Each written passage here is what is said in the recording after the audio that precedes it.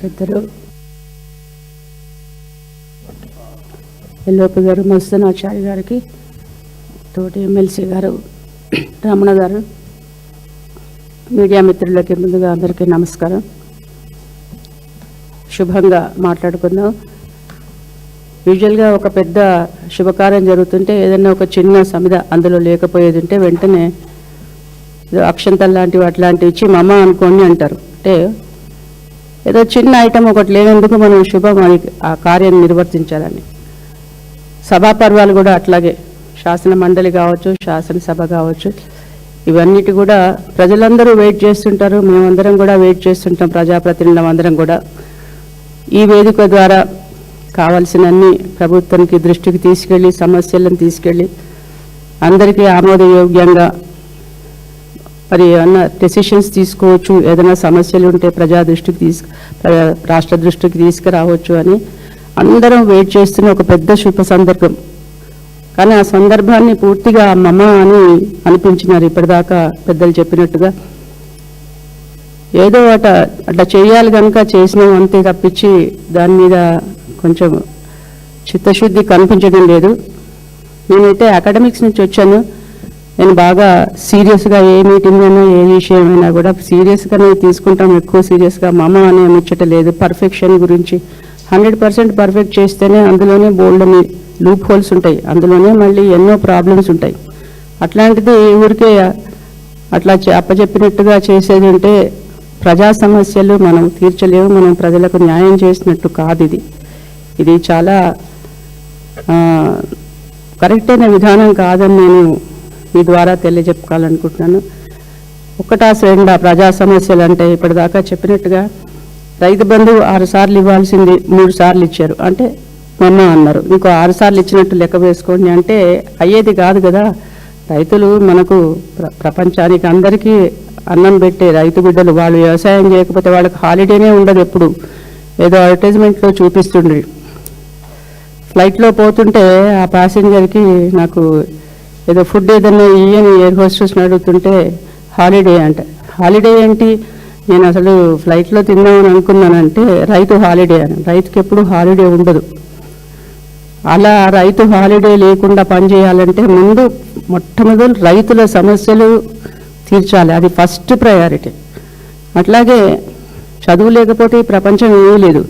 ఇప్పుడు ఇప్పటిదాకా ఏదో చర్చ వింటుంటే నేను తెలుగు రాష్ట్రాల్లో లేబర్ దొరకడం లేదు. దానికి కారణం ఒక మేధావి చెప్తున్నారు, అందరూ చదువుకుంటున్నారు, యువతి యువకులు అందరూ బాగా చదువుకుంటున్నారు, ప్రపంచం నలుగు మూలలకు మంచి మంచి స్కిల్డ్ ఉద్యోగాలు చేస్తున్నారు, అనేక విధాల సర్వీసులు చేస్తున్నారు, కనుక ఇక్కడ లేబర్ లేరు, అంటే చదువుకోని వాళ్ళు లేరు ఇక్కడ అన్నట్టుగా ఎంతో గొప్పగా చెప్తుంటే చాలా గర్వంగా అనిపించింది. అట్లాంటి విద్యా విషయాలని మనం పక్కకు పెట్టడం అనేది కరెక్ట్ కాదు.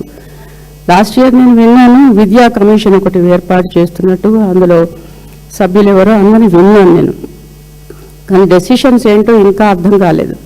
ఈ యూనివర్సిటీ స్కిల్డ్ యూనివర్సిటీ తయారు చేస్తాం, ఇంకొక యూనివర్సిటీ తయారు చేస్తామని అంటున్నారు.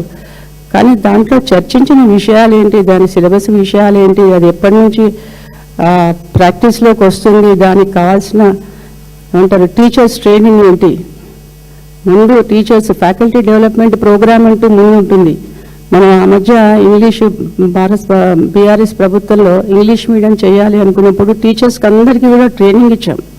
అంటే తెలుగు మీడియంలో తెలుగు పాఠం చెప్తున్న వాళ్ళందరికీ కూడా ఇంగ్లీష్లో ఎట్లా బోధించాలనేది ఫ్యాకల్టీ డెవలప్మెంట్ ప్రోగ్రామ్ అంటారు. అలాంటి ప్రోగ్రామ్స్ ఏమన్నా కనిపించాయా అని నేను మెయిల్లో చూస్తుంటాను, అందరిని చూస్తుంటాను, కానీ నాకైతే ఎక్కడ కనిపించలేదు ఇప్పటిదాకా సంవత్సరం నుంచి.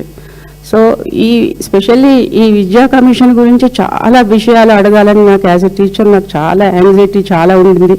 కానీ ఆ విషయమే చర్చకు రానియలేదు, ఊరికే అలా మాట్లాడేసినారు అంతే, ఒక జనరల్ స్టేట్మెంట్ లాగా నాకు అనిపించింది. నేను I'm not satisfied with that. అట్లాగే స్కూల్స్లో ఎస్పెషల్లీ రెసిడెన్షియల్ స్కూల్స్లో జరుగుతున్న అనేక విషయాలు, ఇంకా ఎన్ని విషయాలు, అసలు భోజనం దగ్గర నుంచి మొదలు పెడితే వాళ్ళ సదుపాయాలు అనేక నేను పర్సనల్గా వెళ్ళి చూస్తుంటాను. మనం చాలా ఏదో పథకాలు ఇస్తున్నామని చాలా గొప్పగా మాట్లాడుతున్నాం, కానీ అక్కడ సీన్ వేరే తీరుంది. Ground reality is totally different.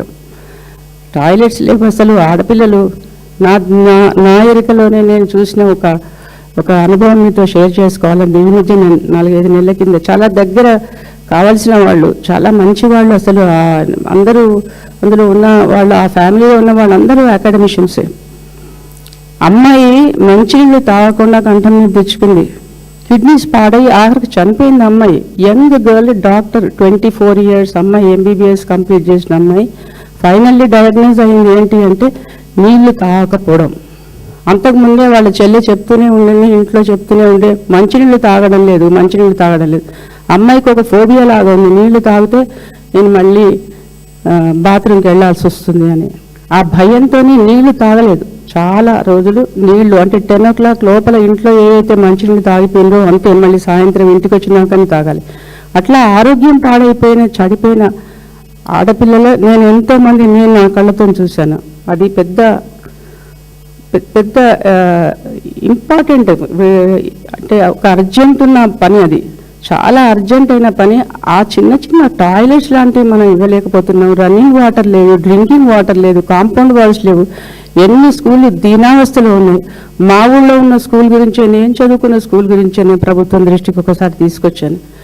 ఇట్లా మనకు ఏ సబ్జెక్ట్ ఒకటి తీసుకోండి, అందులో అనేక సమస్యలు ఉన్నాయి. ఇప్పటిదాకా టెస్కో గురించి కూడా చెప్తున్నారు. అసలు టెస్కో మీద దాంట్లో కూడా చిన్న ప్రవేశం ఉంది కనుక చెప్తున్నాను. అనేక మంది చేనేత ఏ డిస్ట్రిక్ట్కి ఆ డిస్ట్రిక్ట్కి ప్రతి జిల్లాకి తనదంటూ ఒక ప్రత్యేకమైన నేతగాళ్ళు ఉన్నారు. సిద్దిపేటకు పోతే సిద్దిపేట గొల్లబామ చీరలని, పోచంపల్లికి వెళ్తే పోచంపల్లి చీరలని, వావిలాలకు వెళ్తే వావి ఖాదీ అని, వావి ఖాదీ అక్కడైతే ఆర్గానిక్ ఖాదీ అని చెప్పేసి ఆ ఉత్పత్తులను కొనుక్కుంటారు దేశాల నుంచి కూడాను. సరే, చాలా గొప్పగా ఇక్కడ అవేర్నెస్ లేకపోవచ్చు, కానీ వేరే దేశం వాళ్ళు వచ్చి కొనుక్కొని పోతున్నారు. అంటే ఆర్గానిక్గా తయారవుతున్న ఖాదీ అసలైన ఖాదీ.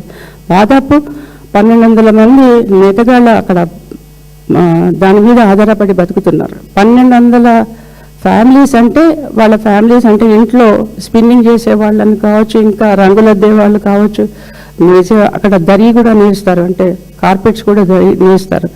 ఇలాంటి అనేక ఆధారిత చేనేత వస్త్రాల మీద బతుకుతున్న వాళ్ళు, హ్యాండ్లూమ్స్ బతుకుతున్న వాళ్ళ గురించి ఏమీ చర్చే లేదు. మేమేదో రమణ గారు నేను ఏదో మాట్లాడతాం, అలా టచ్ చేస్తాం, ఇది లుక్ ఇంటు ద మ్యాటర్ అంటారు. ఆ మ్యాటర్ ఎప్పుడు కూడా వెలుగు చూడలేదు. అట్లాగే నా దృష్టికి వచ్చిన అనేక సమస్యలు ఏంటంటే మెయిన్గా ఏంటంటే ఉద్యోగ విరమణ చేసిన వాళ్ళకు రావాల్సిన అమ్యూనిటీస్ కూడా ఇవ్వకపోవడం అనేది ఇది చాలా నా జీవితంలో ఫస్ట్ టైం చూశాను. వాళ్ళు 35 ఏళ్ళు 36 ఏళ్ళు గవర్నమెంట్లో సర్వీస్ చేసిన తర్వాత రిటైర్ అయిపోయినాక రిటైర్మెంట్ బెనిఫిట్ కూడా ఇవ్వకపోవడం అనేది, టైంకు వాళ్ళు సాల్వ్ చేయకపోయినది, ఇలాంటి అనేక సమస్యలు ఉన్నాయి. పెళ్ళిళ్ళ కోసమని, ఇల్లు కట్టుకోవడానికి కోసమని, ఇలాంటి వాళ్ళు జీవితాంతం కూడబెట్టుకున్న పైసా కూడబెట్టుకున్న వాళ్ళకు ఫైనల్గా అది ఎప్పటికీ రాకపోయేటప్పటికీ మనసు మీద తీసుకొని చనిపోయిన వాళ్ళ బోళ్ళని అనేక నిదర్శనాలు ఉన్నాయి. ఈ చర్చ జరగనే లేదు, ఈ విషయాల గురించి ప్రభుత్వం దృష్టికి రానే లేదు. మరి సభ మాత్రం మమా అనిపించినారు. I'm not very happy. మీ అందరికీ కూడా మీ ద్వారా నేను ప్రభుత్వానికి మరొకసారి చెప్తున్నాను ఏంటంటే ఇలాంటి సభలు తప్పు. మళ్ళీ పెడతారా? మళ్ళీ మాన్సూన్ సీజన్లో ఎప్పుడో మళ్ళీ స్టార్ట్ అవుతుంది అనుకుంటా, వింటర్ సీజన్ అంతే. ఇట్లా 3 నెలలకు 4 నెలలకు జరిగేటప్పుడు ప్రజా సమస్యలను పక్కబెట్టి మనం ఏం సాధించేది ఏం లేదు. ఇక్కడ మనం ఒక అధికారం ఇచ్చినప్పుడు మీరు మా సమస్యలు తీర్చారని ప్రజలు ఎంతో ఆశ పెట్టుకున్నప్పుడు వాళ్ళ నిరుత్సాహపరచడం అనేది ఇది కరెక్ట్ అయిన విషయం కాదు. రాష్ట్రం ఎటో పోతుంది, గాడి తప్పుతున్నట్టుగా ప్రతి ఒక్కరికి అర్థమవుతుంది. ఇది మంచి సంకేతం కాదని మీ ద్వారా తెలియజేస్తున్నాను. Thank you giving me this opportunity.